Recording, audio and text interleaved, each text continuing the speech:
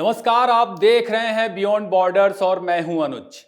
Modi Putin की दोस्ती ने अभी हाल में ब्रिक्स समिट से पहले चीन के साथ मिलकर जो तुरुप का पत्ता चला था उससे दुनिया हिली हुई है और खौफ में अमेरिका भी है। बाइडेन भी था, डोनाल्ड ट्रंप भी हैं। ट्रंप का डर उनके मुंह से निकल करके सामने आया है, जिससे यह साफ हो गया कि पश्चिम के कंट्रोल वाली दुनिया में भारत की कहानी शुरू हो गई है। मोदी का खेल शुरू हो गया है। कोविड के बाद से मोदी जयशंकर और अजीत डोभाल की तिकड़ी ने जो जाल बिछाया था, अब उसकी वजह से जियोपॉलिटिक्स का खेल मोदी के हाथ में है। ट्रंप का डर चीख चीख कर बता रहा भारत के भविष्य की कहानी अब कोई नहीं रोक सकता। ट्रंप अगले महीने 20 जनवरी को अमेरिका के नए प्रेसिडेंट के रूप में जो बाइडेन की जगह लेंगे। बाइडेन ने जिस तरह रायता फैलाया है और जाते जाते जो कांटे बिछा रहे हैं, ट्रंप को उसे साफ करने में ढेरों पापड़ बेलने पड़ेंगे। अगर ट्रंप इन चीजों से पार नहीं पा सके तो उन्हें अमेरिकी जनता के गुस्से का वैसे ही सामना करना पड़ेगा जैसे बाइडेन प्रशासन ने किया था। तो ट्रंप ने इसका सॉल्यूशन खोजा है। जिन्हें लग रहा कि ट्रंप भारत को धमका रहे हैं, असल में वह डील की शर्त का ऐलान कर रहे हैं। ट्रंप को गोरों की एलीट दुनिया को चुनौती देने वाले भारत से ही डर लग रहा है।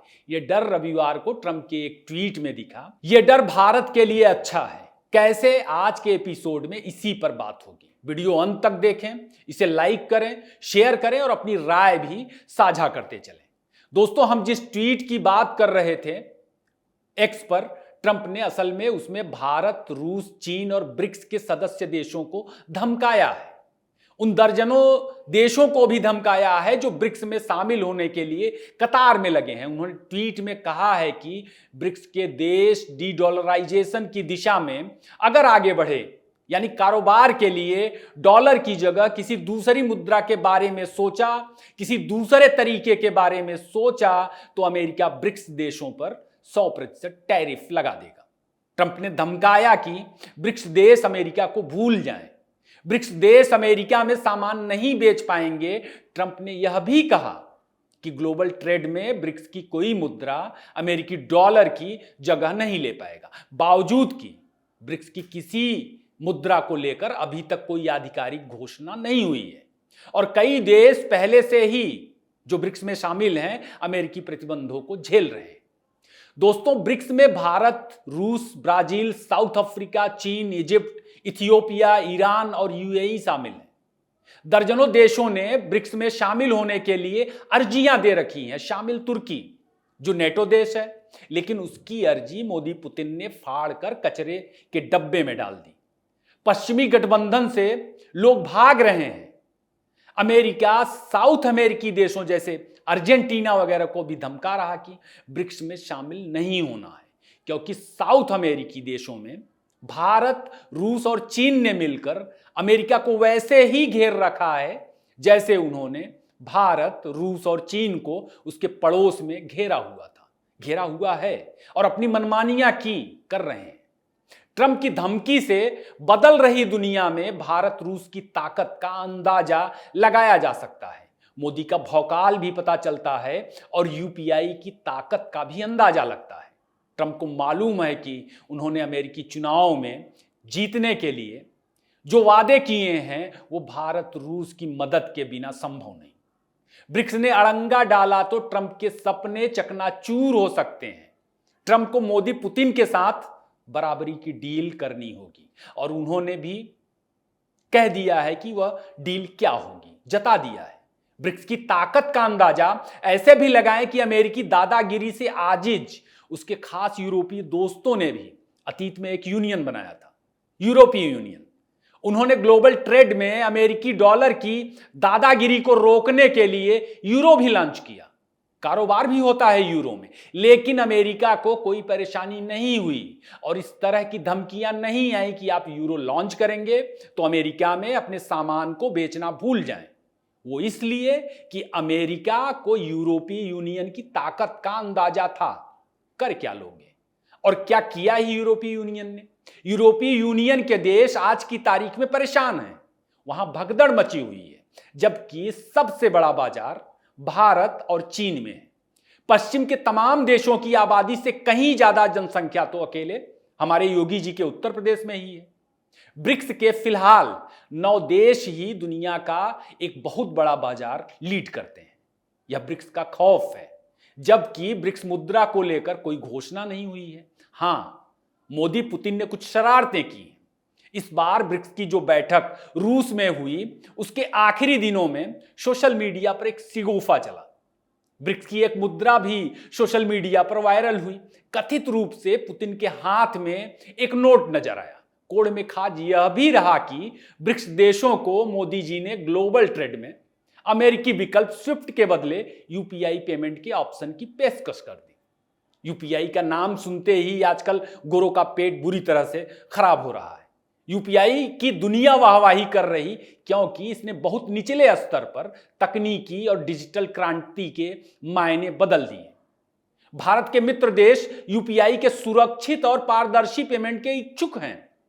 श्रीलंका, नेपाल, भूटान, मॉरिशस और यूएई में यूपीआई पेमेंट शुरू है। कई और देशों ने भारत के यूपीआई पेमेंट में दिलचस्पी दिखाई है। उधर वेस्टर्न रिपोर्ट से कुछ कारोबारी अनुमान भी सामने आए कि दुनिया का पहला $1 ट्रिलियन कारोबारी टेस्ला के सीईओ एलोन मस्क बनेंगे 2028 में, और दूसरे तीसरे $1 ट्रिलियन कारोबारी गौतम अदानी, मुकेश अंबानी बनेंगे भारत से। दुनिया की कहानी, दुनिया की जियोपॉलिटिक्स और दुनिया में मची तमाम भगदड़ को इतनी बात से समझ सकते हैं। दुनिया के बाजार पर भारत का राज होगा। इन चीजों के बाद गोरों को दस्त पे दस्त आ रहा। अमेरिकी दिक्कत यह भी है कि भारत ने चीन के साथ अपने मामले सुलटा लिए हैं। स्वाभाविक है कि भारत की बढ़ती कारोबारी और वैश्विक ताकत को लेकर के अमेरिका समेत गोरों की तमाम दुनिया में सन्नाटा पसरा हुआ है। मोदी पुतिन अमेरिका और पश्चिमी देशों को अपना खेल दिखा रहे हैं। उन्होंने बाइडेन प्रशासन और अमेरिकी डीप स्टेट को चेताया भर था कि कोई तुम्हारा गुलाम नहीं है, कायदे से रहोगे तो फायदे में रहोगे। ब्रिक्स का गठजोड़ असल में एक ट्रेलर भर है।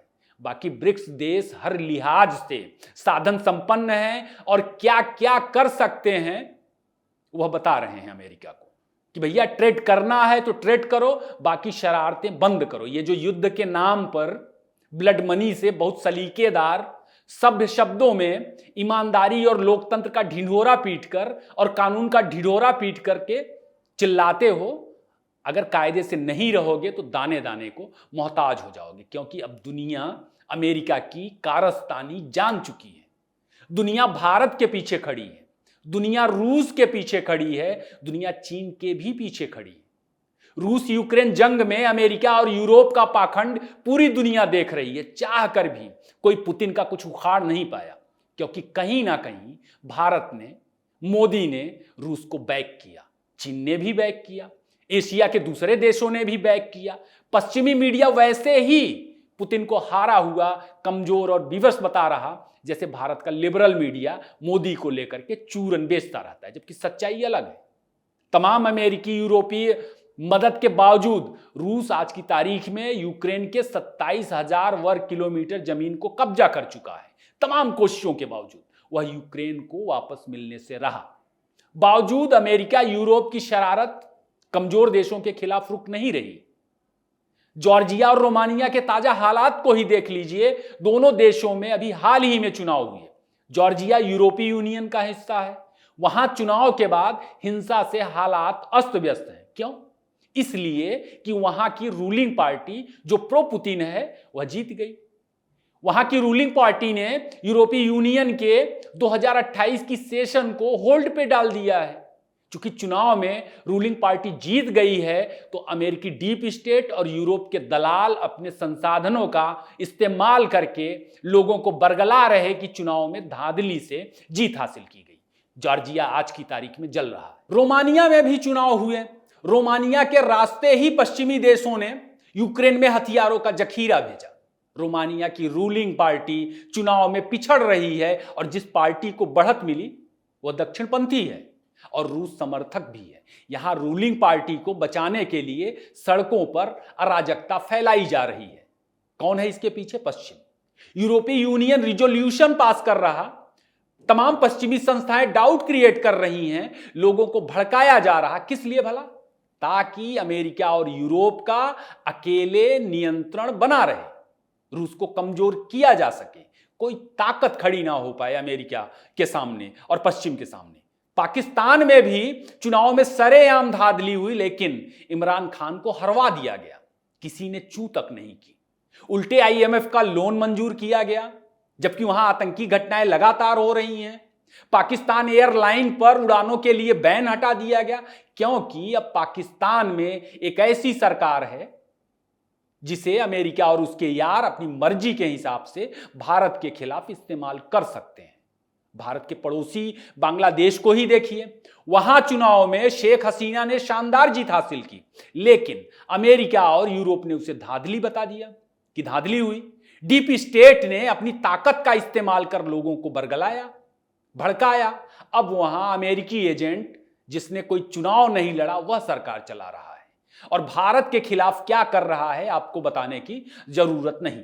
अपने ही यहां देख लीजिए, जो बाइडेन और जॉर्ज सोरोस के चमचे जो पार्षद भी बनने के लायक नहीं हैं, प्रधानमंत्री बनने का सपना देख रहे थे, नहीं जीत पाए तो ईवीएम पर डाउट बना रहे, शहजादे एक पर एक चुनाव हार रहे हैं, जबकि ईवीएम पर कोई दावा साबित नहीं किया जा सका। सुप्रीम कोर्ट तक का फैसला बहुत पहले आ चुका है। चुनाव से पहले ईवीएम पर आपत्तियों के लिए चुनाव आयोग पार्टियों को बुलाती है, लेकिन कोई जाता नहीं, सिर्फ डाउट क्रिएट करते हैं। आजकल बार बार अमेरिका और ब्रिटेन की यात्रा करने वाले हमारे एलओपी राहुल गांधी जी हरियाणा में चुनाव हारते हैं तो उनकी पार्टी ईवीएम पर ठीकरा फोड़ती है, अप्रत्यक्ष रूप से जनता के जनादेश को मानने से इनकार करते हैं। महाराष्ट्र में भी हार मिलती है तो ऐसा ही करते हैं, लेकिन हरियाणा पर जताई गई आपत्तियों को लेकर अभी तक आयोग के बुलावे पर पहुंच नहीं सके हैं।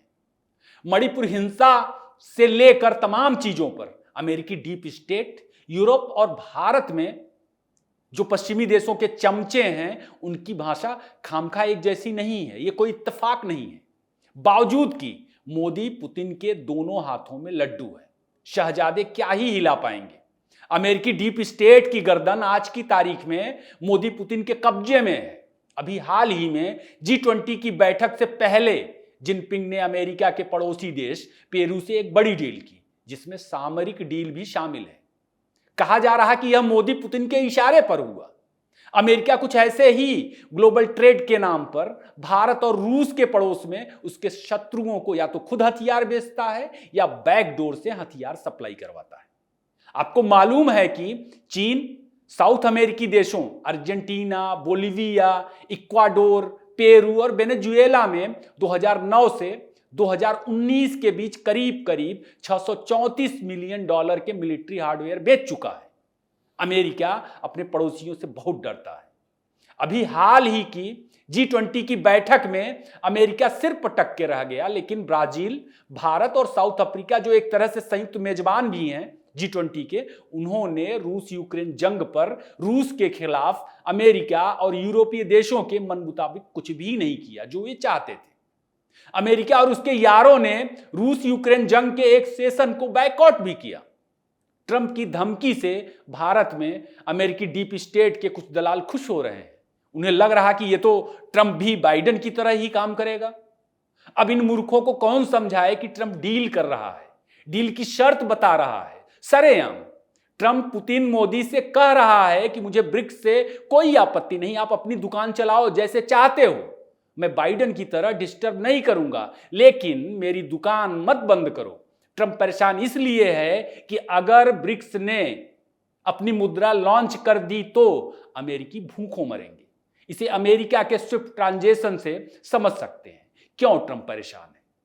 दोस्तों, स्विफ्ट ट्रांजैक्शन की वजह से अमेरिका को बिना नून फिटकिरी लगाए यानी बैठे बिठाए कई गुना मुनाफा हो जाता है।